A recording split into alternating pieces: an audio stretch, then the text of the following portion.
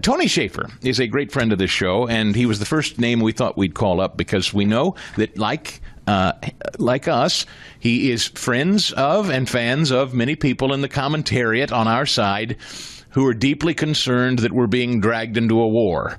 So I thought, well, I'm going to ask Lieutenant Colonel Tony Shaffer, who's over there at the Herb London Center for Policy Research, author of Operation Dark Heart. Colonel, are we being dragged into a regime change war a la George W. Bush in Iraq? Good morning, Chris. Good to be here. The answer is maybe. So there are three factions within the administration fighting. We know who they are, but I don't want to say anything on the air that's going to get us sued later. Basically, you've got, well, I could say one, Tucker Carlson, Tucker and his wing. We want nothing, no war, nothing to see here, stay out of it. The libertarian, I'm very libertarian, but I'm not that libertarian. And then there's us. There's you and me, paisanos. We're the ones in the middle trying to say, look, there's reasons to be concerned and be involved that we have to be, right there looking over the shoulders of those involved because, nukes. They tend to ruin your day if they're ever used. And I've been in exercises, Chris, that always, no matter who uses it first, they always end up escalating. Just saying. So okay. We want to may I just interrupt you? May I interrupt you and say, because I saw this floating around and I checked it out because I was curious. Tulsi Gabbard's been pretty quiet on social media. And there have been a lot of people that are saying Tulsi Gabbard has recently issued a report to Congress that said we see no evidence of nuclear development or some such thing in Iran. I don't know when she said it exactly. I don't know the position out of her office at this hour, but is that true? Is that consistent? Do you think suddenly she has no voice at the table with Donald Trump? I think that if that's what she provided, I think that may have been something that got her disinvited at some meetings, to be honest with you. Yeah, I think it's very possible. Okay. But then... So you think she's been sidelined, perhaps? I don't know if sideline is the right word. It's more about just having experienced working with the team's last go-around.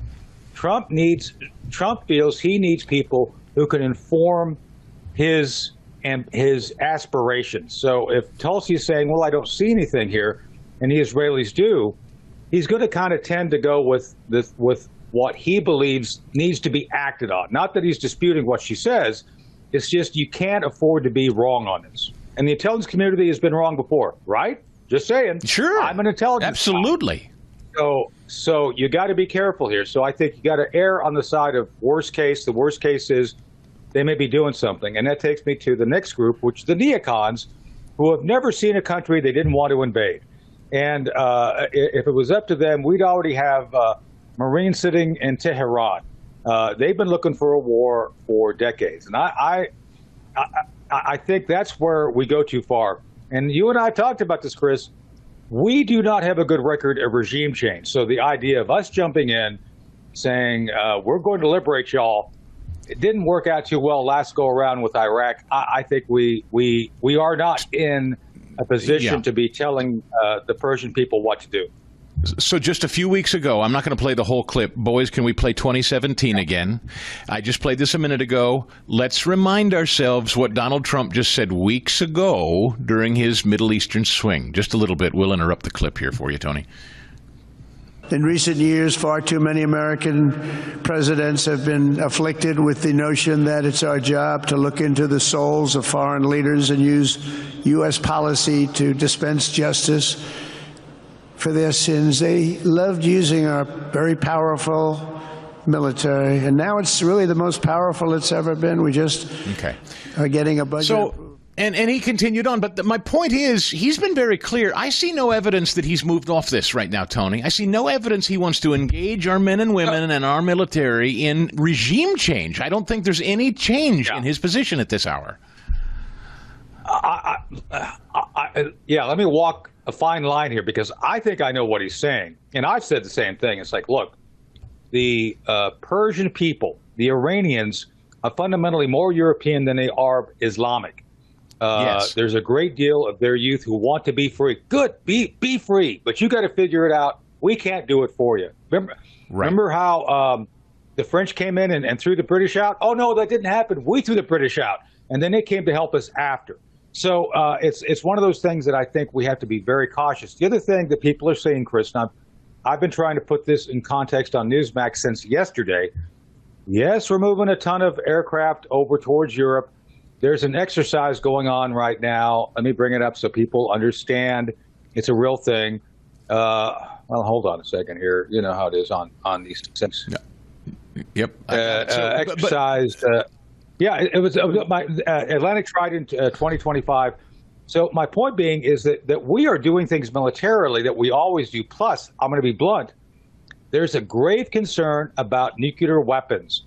Remember, what did the Israelis attempt to strike? They struck a nuclear program. So what happened to the nuclear material that was struck? Is there leakage? Is there things getting into the atmosphere? These things, Chris, are all things that we are, no matter what the Israelis are going to do, we're interested in and are going to act upon. Okay, let's be really cut to the chase here. Lieutenant Colonel Tony Shaffer, do you believe personally that Iran is sitting on nukes and nuclear materials? I do. Absolutely, I do. Yeah, I think, let me be very clear because I've said this before, so I want to be consistent. I and my team, the team I belong to, which are kind of the Reagan guys, have believed that the Iranians, via the North Koreans, probably have at least 2 working nuclear weapons. 2 nuclear weapons don't mean much, just saying. I mean, yeah, they could create some havoc, but that's not war-winning numbers. We believe that they've been able to develop material for about 5 or 6. So they've got between 8 and 10 workable weapons. This is our operating theory. So we believe that based on the fact that they've been working off a Chinese design that was stolen and given to both Libya and Iran, basically the same thing that Gaddafi was working on, they had the same map, the same engineering diagrams to. We believe we've been able to kind of estimate based on what we believe they produced in enriched uranium and making a pit, making one of those things, it's not an easy thing. And then it's even more difficult to mount it on an ICBM, a missile. So we think that they've made progress, but not sufficient progress that would warrant them being able to use a weapon via missile. Can they use something asymmetrically, like put it in a car, a truck, airplane, or pleasure boat? Absolutely, and that's, I think, what people are concerned about at this point. And so when critics from our side, those wings you were just mentioning, say, yeah, well, Tony, we had intelligence that said there were weapons of mass destruction in Iraq, too, and look what happened. You say? Yeah, that's why I'm being very cautious. I think President Trump's being very cautious. With that said, we know, unlike Iraq, the Iranians have nuclear centrifuges. We know they have ballistic missile technology. We know they have ambitions to strike out. So that's the difference between Iraq and Iran. And at this point, again, I'm not saying we need to be aggressive. I'm saying that we need to watch carefully what's going on and be prepared to act in our own self-interest if something comes up that has a nuclear weapon on the move going somewhere. Remember, Tony, nuclear weapons are ambivalent to who they're used against. I don't know if you have time. I would love to hold you over if you do for one more. If you have time, I would value it. But if you don't, sure, I'll give you 30 seconds to answer this. Does Israel need our help, or can they handle this alone? It seems like they're close to decapitating Iran's leadership without our help. Your thoughts? 30 seconds. It depends. What is the in-state objective? Do you want a failed state that can't function, or do you want a regime that actually comes back from the brink and can bring the people around? The Israelis are not in a position to help the Persian people come out of a full revolution. They're just not. So that's going to require something else. And that something else always includes us, just saying. So we're continuing our conversation with Lieutenant Colonel Tony Shaffer, whose opinion I value deeply. And I know that he represents the voices of a lot of people who are now confident that we're engaged in a war in the Middle East. Like I just said, Stigall, he's engaging us in a war in the Middle East. He said he wouldn't. He lied. I don't know who's telling you that, and I don't know what evidence you have of that, but until Donald Trump says, Tony, we're in the middle of a war and we're deploying our forces to engage in a war, we're not at war. I don't know how else to say it. I can't be more plain than that. Your position? I'm with you. I think the practical nature of common sense should win out here. We're not at war. Could it escalate? Absolutely. We've talked about this, you and I, and it's in the news. So at this point, President Trump is trying to do three things. First, as I mentioned, the big issue is nuclear weapons.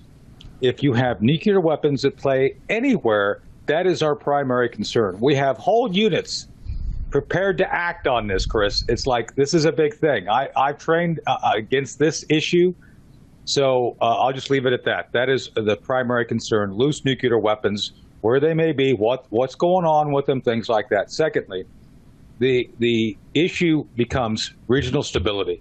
The Iranians have been really bad neighbors. And if you're going to ask about the Arab nations, let me address that real quick.